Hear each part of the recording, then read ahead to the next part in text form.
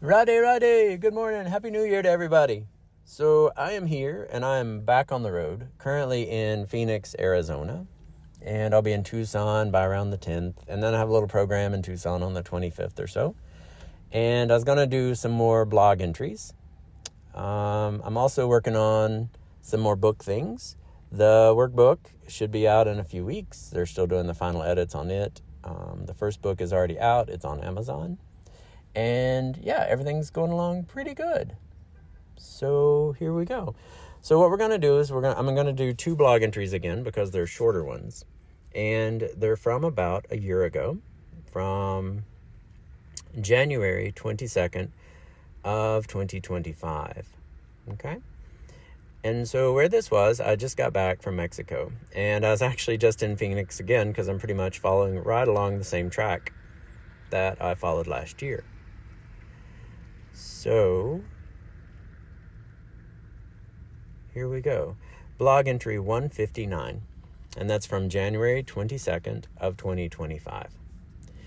More understanding came to me today through meditation, along with a beautiful experience connected to this rare alignment of 6 or 8 planets, something that only happens once in 5,000 years. I don't know if you guys remember that. It happened last January. Yet, instead of gracefully receiving it, I felt as though I crashed right through the experience. Even so, it gave me deeper insight in many ways. Yeah, there was like this big elaborate thing set up in meditation, and I fumbled the whole thing. I realize now that when I feel bliss, or when I sense the world around me as Krishna does, it is his way of showing me he is with me, letting me glimpse how he feels about everything in that moment. My words fall short, and I know I'm only touching the surface. Part of me worries that even trying to describe it in this way doesn't fully please him. Still, I see these as baby steps, clumsy, but sincere steps and attempts to understand more, even if I still feel mostly clueless. So this is talking about when I first put on orange and I had this overwhelming bliss inside of me all the time, and it was really hard to function.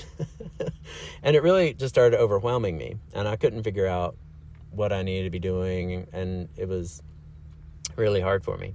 So, but what I was realizing here in this clarity is when I feel that bliss inside, and when I have those experiences of like vast emotion about simple interactions, I'm feeling how Krishna feels about that interaction. And the bliss is Krishna being with me more and more and more in that moment. And so it's part of it, basically. Because I was asking Krishna for so long, I said, is it possible to do this and not have this extreme bliss inside? Because it's really disorienting for me. And he basically said it was part of it. And that I just needed to see it and understand it properly. And at the time, I just didn't. But this was a lot of clarity that came in this meditation. Okay, so here we go. I'll keep reading. Often I think there must be countless others more qualified for this role. Yeah, I told him that several times. More fitting to carry what I sometimes call this Krishna work. Yet here I am, not on my own plan or design, but carried by Krishna's will. My only hope is to learn how to move with the flow of Krishna's intelligence rather than wreck everything as I fumble along. On a lighter note, I am back in the States on the road again. Soon I'll stop at my first temple here in Phoenix, Arizona for darshan. Today I spent time in a library, my first stop since returning to study and journal.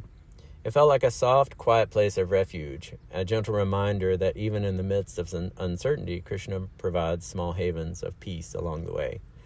So that was a big realization for me, just understanding that me feeling the bliss inside is Krishna with me in his presence, and having that vast emotion happen around me is also him being with me and how he feels about what I'm seeing, as his presence is with me in that way. It's really beautiful. It was amazing.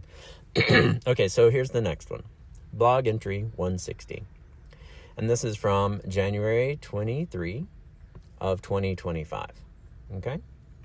Last night was a powerful night of clarity, as I kept repeating a line from a book I'm reading. As Krishna increases, I decrease. Holding on to that thought helped me uncover some of the stuckness that has been troubling me during those moments of deeper bliss when I try to merge with Krishna. I realized that my inner child was holding tightly to ways of thinking, creating resistance and pushback, but in that space, Krishna himself was able to meet me.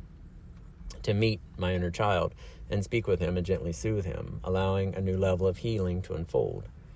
It was beautiful to witness how, as the resistance softened, more space opened up for connection. I also noticed something else. When I would try to merge into that greater bliss, something inside almost seemed to short circuit. Facts. It's true. That discomfort was what pushed me to dig deeper, and I feel I'm beginning to understand it more clearly now. Today brought another first for me. I visited a Sikh temple as well. The energy there was unlike anything I've felt before, soft yet powerfully masculine at the same time. It had a deeply appealing quality, and the man who welcomed me carried that same softness in his presence. The whole environment felt like warm, grounded, and inviting, a kind of strength wrapped in gentleness.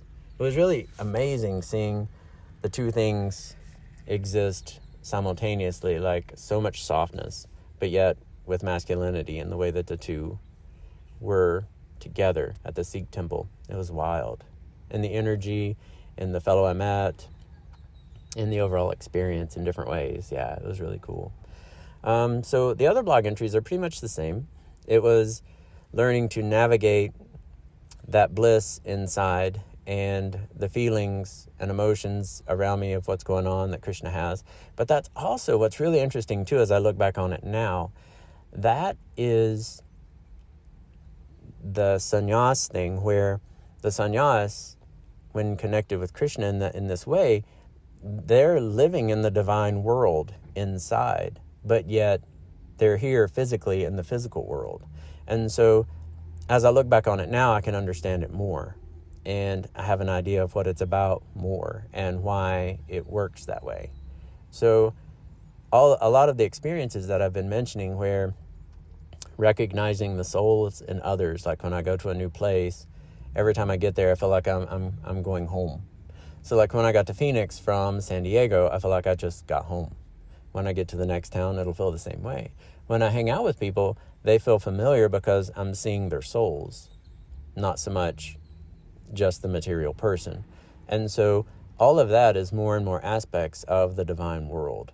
And inside, for me, it's more and more like that as I merge and I grow and I continue on this path moving forward and moving closer to Krishna.